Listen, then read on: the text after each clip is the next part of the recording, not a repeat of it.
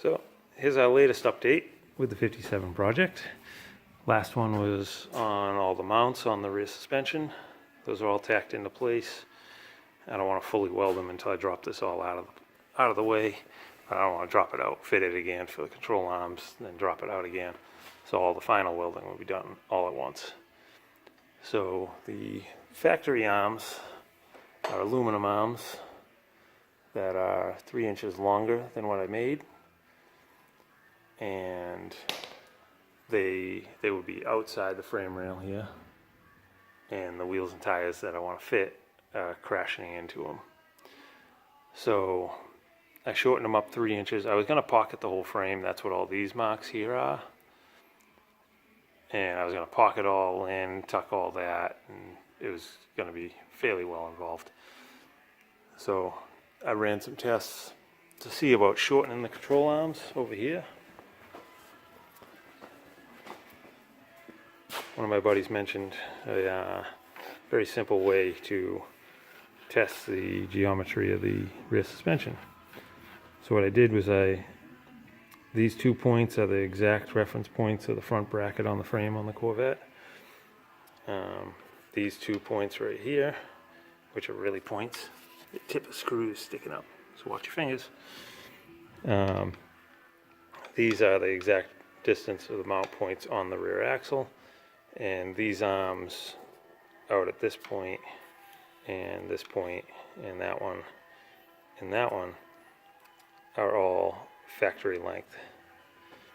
So I ran a test here.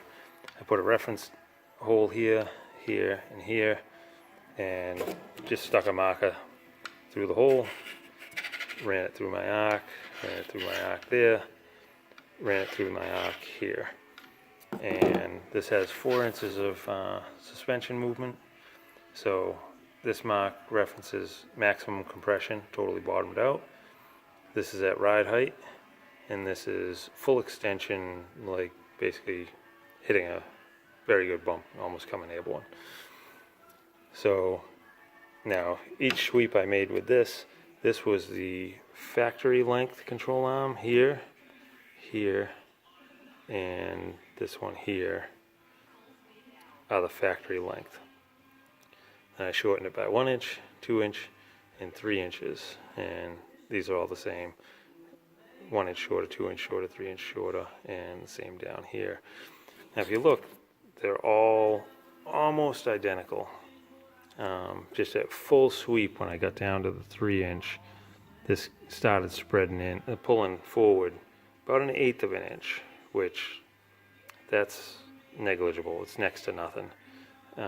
This one here references the actual travel of the wheel, because this is mounted right to the knuckle. This is a higher point, so this is just the knuckle tipping a little bit as it's going up and down. And like I said, this is the exact reference of the track of the wheel as it's traveling. So like I said, it's negligible the amount of difference there is. I tried a couple of different scenarios this morning, running a ladder bar setup where I was going to take the 2 mounts, actually pull this back up, I was going to take these 2 mounts, run the bottom one down lower and longer, and then bring this one and mount to it like a ladder bar and like a dragster, old school hot rod. But the sweep was getting all out of whack. It was really pulling itself way further forward and back, so it's going to make for all kinds of movement you really don't want. So this worked out pretty well. This was a very handy, simple concept. Thanks again, Dave, for the idea to do this. And that's where I came up with the idea to shorten the control arms and be fine with it.